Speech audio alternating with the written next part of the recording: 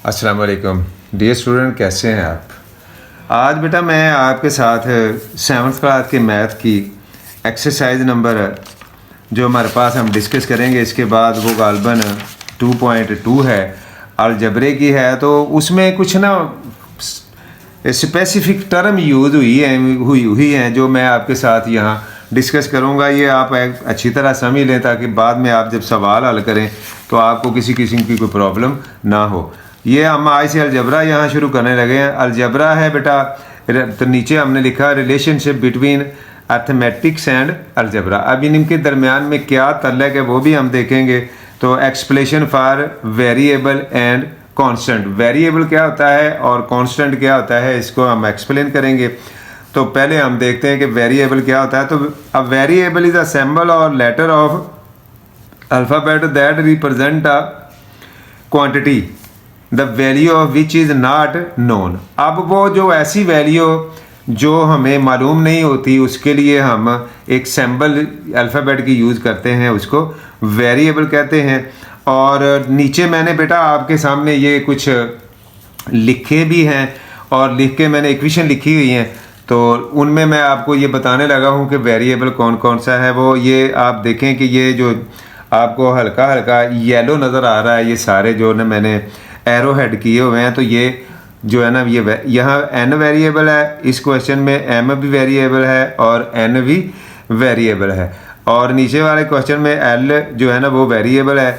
अगर यहाँ इधर आ जाएं तो x y वेरिएबल है, x y z वेरिएबल है और यहाँ x स्क्वायर और x y जो है ना ये वेरिएबल है। यानी आप यूँ समझ लें कि इंग्लिश के जितने भी अल्फ़ाबेट यूज़ करेंगे हम अलजबरे में वो क्या होंगे, वो वेरिएबल होंगे। और वो अननाउन जो नंबर होता है उसको नाउन होने करने के लिए हम उनकी जगह लिखते हैं।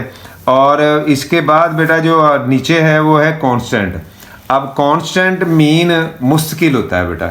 अब जितने भी हमारे नंबर हैं वो होल नंबर हैं, नेचुरल नंबर हैं, जो इनकी वैल्यू है ना वो कांस्टेंट है। तो लिहाजा इन ये नंबर जितने भी होंगे इनको क्या बोलते हैं, कांस्टेंट। ये मैंने कांस्टेंट भी को भी बेटा एरो के ज़रिए रिप्रेजेंट किया हुआ है। ये यहाँ 4 कांस्टेंट है, 7 भी कांस्टेंट है और 34 भी कांस्टेंट है। और ये इसमें आप देखें कि -4 जो है वो भी कांस्टेंट है। अगर इधर आ जाएं आप तो हमारे पास ये 0 है, ये 0 भी कांस्टेंट है, 20 भी कांस्टेंट है और 16 भी कांस्टेंट है। लेकिन बेटा आप ये एक चीज़ ध्यान में रखिए कि जब नंबर वेरिएबल के साथ होगा तो वो कांस्टेंट नहीं होगा। सपोज ये 2 है तो ये यहाँ हम इसको कांस्टेंट नहीं कह सकते। कोफिशिएंट आप कह सकते हैं लेकिन कांस्टेंट नहीं कह सकते। लिहाजा ये कांस्टेंट के लिए माइनस या प्लस दोनों सूरतों में हो सकता है, लेकिन वो होल नंबर या नेचुरल नंबर होगा और अकेला होगा, उसके साथ कोई वेरिएबल नहीं होगा। तो बेटा ये मैंने आपके साथ वेरिएबल और कांस्टेंट के मतलब थोड़ी सी बात की है। तो आगे constant is a quantity whose value remain unchanged fix, यानी उसकी फिक्स्ड है वैल्यू और वो तब्दील नहीं होती। इसके बाद बेटा 3rd नंबर पे जो पॉइंट है मेरे पास वो है अलजेब्रिक एक्सप्रेशन। अलजेब्रिक एक्सप्रेशन क्या होती है, the expression in which English alphabet along with numbers are use is called algebraic expression. क्या उसने कहा है कि जो अल्फ़ाबेट भी हों और ये हमारे होल या नेचुरल नंबर भी हों, उनका वो कम्बिनेशन हो, तो ऐसी एक्सप्रेशन को अलजेब्रिक एक्सप्रेशन कहते हैं। इससे आगे वाला बेटा जो हमारे पास है अलजेब्रिक एक्सप्रेशन की डेफिनेशन लिखी हुई है, वो भी आप देख सकते हो। मैंने क्या लिखी है, an expression which connects variable and constant by mathematically, या mathematics operation plus minus multiply और डिवीजन की साइन से अगर किसी को हम is called an algebraic expression. अब अलजेब्रिक एक्सप्रेशन के लिए ये भी उन्होंने कंडीशन लगा दी है कि वो ये जो हमारे बेसिक ऑपरेशन है इनमें से कोई यूज़ करते हुए उसको जोड़ा गया हो या कनेक्ट किया गया हो तो उसको अलजेब्रिक एक्सप्रेशन कहते हैं। आगे बेटा है अलजेब्रिक टर्म। अब ये तरह टर्म को अच्छी तरह देख लीजिएगा। टर्म जो होता है ना वो एक पार्ट का बेटा आप कह लें कि part of N algebraic expression. Algebraic expression का कोई भी जो पार्ट होगा separated by the operational science plus and minus. Minus और प्लस से जब हम अलजेब्रिक एक्सप्रेशन में किसी भी पार्ट्स को लहदा कर देते हैं तो आर कॉल्ड टर्म ईजी। ये बेटा x प्लस वाई, ये आप देखें तो बेटा इसमें ना 2 टर्म है, x लहदा टर्म है और y लहदा टर्म है। 2a माइनस 3b और प्लस 4, इसमें 3 टर्म्स हैं। ये एक टर्म है, ये दूसरी टर्म है और ये तीसरी टर्म है। अब बेटा ये x स्क्वायर प्लस 1, इसमें 2 टर्म है। अब यानी कि जितने साइन आप देखें, यहाँ आप क्या समझोगे कि यहाँ साइन नहीं है, लेकिन जिस नंबर के साथ कोई साइन ना लगा हो उसके साथ प्लस का साइन होता है, तो लिहाजा ये इसके साथ प्लस का है और इसके साथ भी प्लस का है, तो ये 2 टर्म है। इससे आगे आप देखें तो ये एक लहदा टर्म है, ये आगे साइन आ गया, ये एक लहदा टर्म है और फिर साइन आ गया और ये एक लहदा टर्म है। यानी अलजेब्रिक एक्सप्रेशन के जितने भी पार्ट होंगे वो माइनस प्लस से जो सेपरेट किए गए हैं वो टर्म्स होंगी। वो बेटा किसी भी अलजेब्रिक एक्सप्रेशन में 2 टर्म हो सकती हैं, 3 हो सकती हैं, 4 हो सकती है, 5 भी हो सकती हैं। ये डिपेंड करता है कि वो कितनी बड़ी एक्सप्लेनेशन ये मैंने आपके सामने कर दी है। अब कोफिशिएंट और बेस सेम थिंग होती है और कांस्टेंट क्या होता है, और ये नीचे भी मैंने आप वेरिएबल दोबारा आपको समझा रहा हूँ कि वेरिएबल क्या होता है और एक्सपोनेंट क्या होता है। अब बेटा ये नंबर हमारे पास 3x के लिखा हुआ है, तो इसमें जो 3 है वो कोफिशिएंट है। कोफिशिएंट है x जो है ये आप जो है ना ये 2 एक्सपोनेंट है, और जो x है ये वेरिएबल है और इसको बेस भी कहते हैं। अब इसको आप बेस कह लें या वेरिएबल कह लें, ये दोनों ही सूरतों में ठीक है। और इसको जो है ना ये 2 ये एक्सपोनेंट होता है या फिर इसको पावर भी बाज़ दफ़ा बोलते हैं, तो ये पावर या एक्सपोनेंट दोनों में से कोई यूज़ कर सकते हैं। और ये जो 3 है इसको आप कोफिशिएंट कहोगे। और बेटा ये कांस्टेंट जो होता है अलजेब्रिक एक्सप्रेशन में ऐसा नंबर जो बगैर वेरिएबल के लिखा है। अगर किसी अलजेब्रिक एक्सप्रेशन के साथ ऐसा नंबर नहीं लिखा तो वहाँ 0 जो होगा वो कांस्टेंट होगा। अगर नंबर लिखा है बगैर वेरिएबल के तो वो कांस्टेंट है, अगर नहीं लिखा तो उसका कांस्टेंट 0 होगा। आगे बेटा नेक्स्ट टर्म जो है ना वो ओपन स्टेटमेंट है। अब ये सारी स्टेटमेंट आगे वाली एक्सरसाइज में यूज़ होनी, इसलिए मैं आपको डिफाइन कर रहा हूँ। An open sentence is neither true और नॉर फॉल। अब ओपन स्टेटमेंट ऐसे सेंटेंस को कहेंगे जो गलत या दुरुस्त होने की उसकी कोई नीदर ट्रू और नॉर फॉल, यानी हमें नहीं पता चलता जब तक हम उसको सॉल्व नहीं करते, हमें नहीं पता चलता कि वो ट्रू है या फॉल्स है। Unit the unknown values have been unknown value have been replaced by a specific value. For example, जब तक उसकी जगह पे एक स्पेसिफिक वैल्यू ना रखी जाए तो हमें वो पता नहीं लगता कि ये ट्रू है या फॉल्स है। तो ऐसी जो सेंटेंस होगा वो ओपन सेंटेंस होगा। अब ये इसकी मैंने एग्जांपल आगे आपके सामने लिखी है। अब जब तक यहाँ हम कोई नंबर फिल नहीं करते हमें नहीं पता चलता कि ये ट्रू है या फॉल्स है।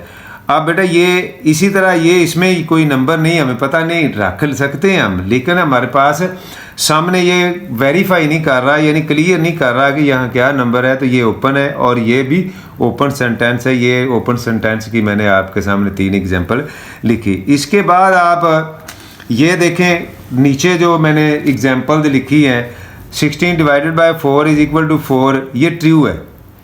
और 8 is an even number, true है ये भी बेटा। ये separate root of 9 is 2, false है। अब बेटा इसका स्क्वायर रूट तो नहीं, ये नहीं ना हो सकता। Square root of 9 is 2, false है बेटा, ये इसका स्क्वायर रूट नहीं, इसका 3 होता है। 8 की 4 बेटा 8 मल्टीप्लाई 8, ये भी फॉल्स है। या तो एक वन टाइम और लिखा होता तो फिर तो ये ट्रू था, अब ये फॉल्स है। इसमें हमने सिर्फ ये बताना था कि ये फॉल्स है, ये ट्रू। और नीचे इसकी आप देखें तो लिखा है कि above examples are close sentence. अब दी हुई कंडीशन के मुताबिक अगर कोई सेंटेंस दुरुस्त है या गलत है, दोनों सूरतों में वो क्या है, वो क्लोज सेंटेंस है। अब हमें उसके देखते ही पता लग जाता है वो कोई उसमें स्पेस नहीं छोड़ा, यानी खाली जगह नहीं, ब्लैंक नहीं छोड़ा, लिहाजा वो हम बता देंगे कि ट्रू है फॉल्स है। जिसके मुतालिक आप ट्रू या फॉल्स बता सकें वो क्लोज सेंटेंस होता है, और जिसके मुतालिक आप बगैर सोल्यूशन के ना बता सकें वो ओपन सेंटेंस होता है। Clause sentence, mathematic clause sentence is always true और फॉल्स अबव आर एग्जाम्पल। वो हमेशा या तो ट्रू होगा या फॉल्स होगा, ओपन नहीं होगा। तो बेटा ये आप देख सकते हो। आगे मैंने टाइप ऑफ अलजेब्रिक टर्म्स लिखी हैं कि अलजेब्रिक टर्म्स की कितनी जो है ना वो टाइप्स होती हैं। तो ये हम देखते हैं कि लाइक टर्म क्या होती है, अनलाइक टर्म क्या होती है। सबसे पहले लाइक टर्म देखते हैं। The algebraic term that contain the same variable same power exponent, यानी सेम ही वेरिएबल हो और उनकी पावर भी सेम ही हो, आर कॉल्ड लाइक टर्म। ऐसी टर्म को लाइक टर्म कहते हैं। अब ये फॉर एग्जांपल मैंने आपके सामने लिखी हुई है।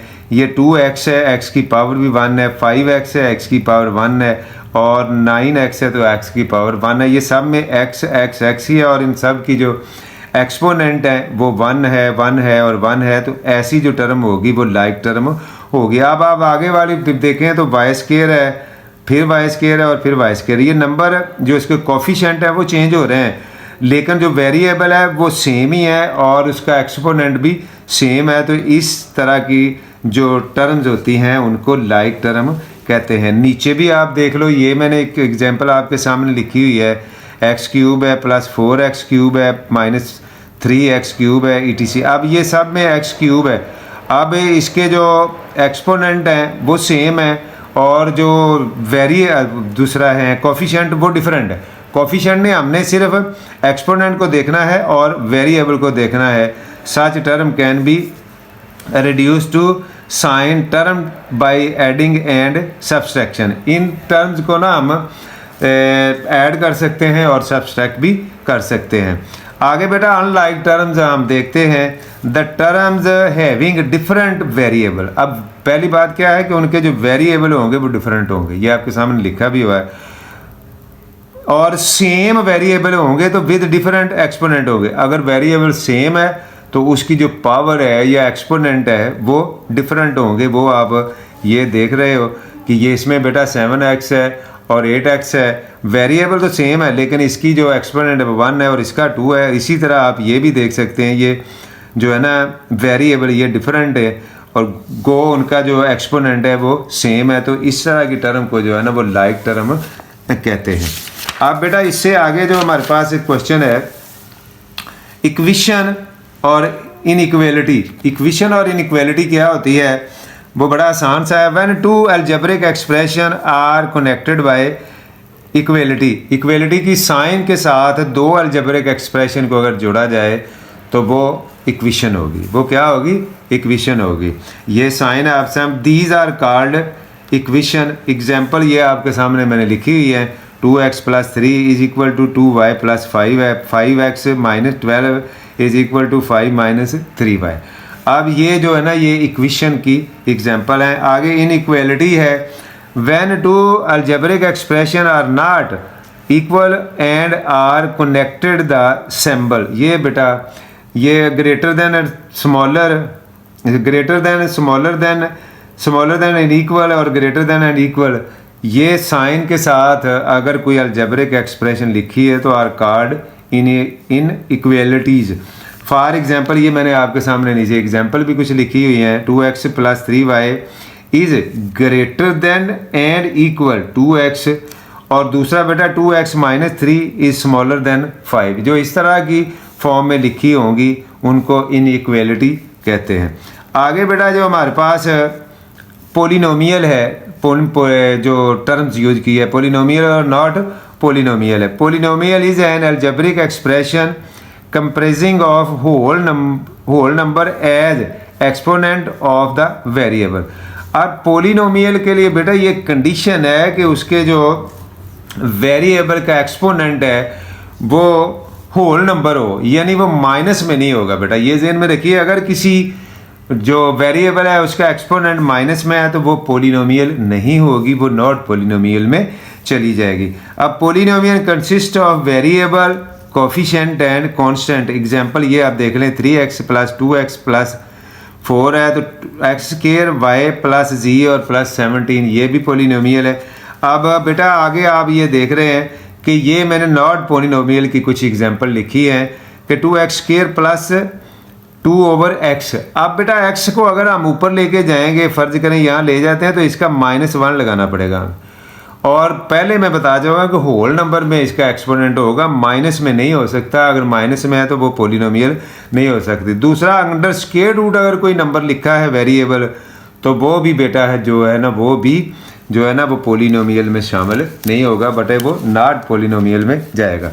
आगे बेटा डिग्री ऑफ द पोलिनोमियल। अब डिग्री क्या होती है? Degree, the highest power of the variable is called degree of the polynomial. Highest power of जो है ना वो वेरिएबल, किसी भी वेरिएबल जो एक टर्म में यूज़ किए गए हैं उनकी जो हाईएस्ट डिग्री है वो उसके नंबर है, वो उसकी डिग्री हम उसको बोलते हैं डिग्री ऑफ। ये देखें बेटा, ये 8x3 plus 4x square plus 6x plus 9 is. अब बेटा अगर हम इसमें डिग्री देखेंगे ना तो एक टर्म की देखेंगे, इतनी टर्म की लहदा, इतनी की लहदा, इतनी की लहदा। अब इसकी बेटा जो पावर एक्सपोनेंट 1 है, इसका 2 है और इसका 3 है। और डिग्री जो होती है वो सबसे ग्रेटर वाला जो होता है ना वो लिया जाता है। तो इस जो अलजेब्रिक एक्सप्रेशन है या पोलिनोमियल है वो इसकी डिग्री कितनी है? 3। फिर देख लें कि जितने मर्जी वेरिएबल हों, या आगे भी मैं एग्जांपल बताता हूँ, उनमें सबसे बड़ा जो वेरिएबल का एक्सपोनेंट है वो उसकी डिग्री होगी। नीचे आप देखें तो 4x स्क्वायर वाई स्क्वायर और x स्क्वायर वाई और 18 है। बेटा ये अगर आप देखें तो ये एक टर्म है और ये दूसरी टर्म है, इसमें 2 और 1 3 हो जाएगी और ये 2 और 2 4, लिहाजा 4 जो ग्रेटर है तो इसकी डिग्री जो है ना वो 4 होगी। आपने टर्म वाइज लेना है और टर्म वाइज में जितने वेरिएबल यूज हुए हैं उनके ऊपर जो उनके एक्सपोनेंट है या पावर है उनको हमने प्लस करना है और प्लस करके देखना है जो सबसे ग्रेटर होगा वो उसकी डिग्री होगी। तो लिहाजा ये ग्रेटर है, ये इसकी डिग्री कितनी होगी? 4 हो गई। Type of polynomial. आगे पोलिनोमियल की टाइप्स हैं बेटा, ये देखते हैं कितनी टाइप्स हैं। There are 4 types of polynomial. Monomials अब क्या होती हैं? मोनोमीन बेटा एक होता है। It is type of polynomial having a single term, यानी इसकी टर्म ही सिंगल होगी।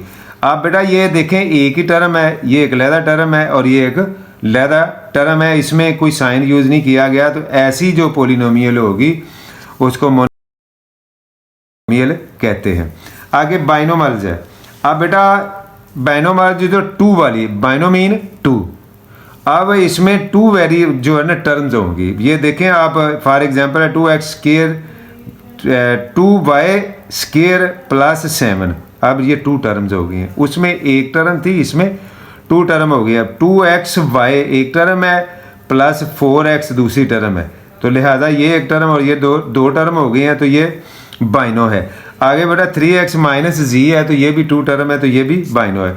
आगे बेटा ट्राइनो मल्ज जो पोलिनोमियल है, ट्राइनोमीन 3 है तो इसका मतलब है उसमें 3 टर्म होंगी। A trinomial is a type of polynomial that consist of 3 terms 1 2 और 3।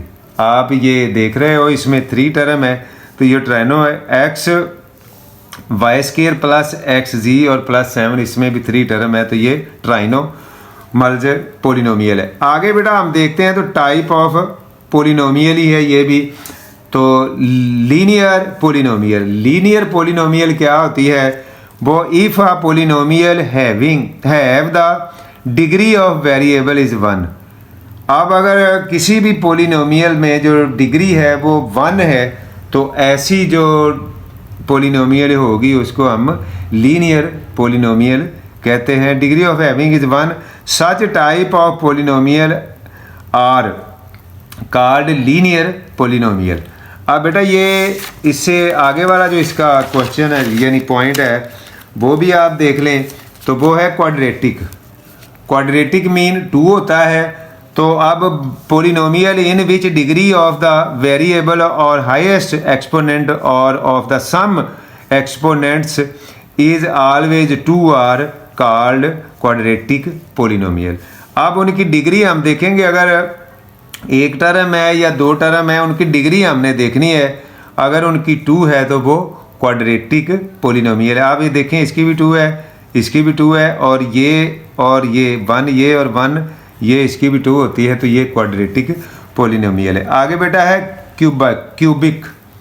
क्यूबिक मीन आप समझ लें कि 3 है। Polynomial in which in with the degree of a polynomial is 3 are called cubic polynomial. अब जिसकी डिग्री 3 होगी तो वो बेटा क्यूबिक पोलिनोमियल होगी। आप ये देख लें, इसकी भी डिग्री 3 है।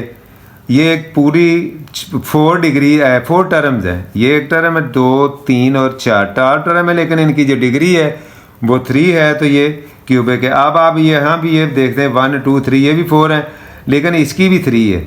अब 1 और 2 3, यहाँ 2 और 1 3, तो लिहाजा ये भी जो है ना, ये जो क्यूबिक पोलिनोमियल है। आगे बेटा बाय क्वाड्रेटिक है। Biquadratic polynomial in which degree of the polynomial is 4 are called biquadratic polynomial. जिसकी 4 होगी वो बाय क्वाड्रेटिक पोलिनोमियल होगी। आप ये देखें, इसकी भी 4 है, ये भी 4 है, ये भी 4 है, लेकिन ये साथ 3 है, तो लिहाजा डिग्री इनमें से अगर कंसीडर करेंगे तो वो इनकी डिग्री 4 है। और इसी तरह आगे वाली एग्जांपल की भी आप देख रहे हो, ये डिग्री इसकी 4 है। तो बेटा ये इस एक्सरसाइज का आखिरी क्वेश्चन था। तो मिलते हैं नेक्स्ट वीडियो में। अल्लाह हाफिज़, अस्सलाम वालेकुम।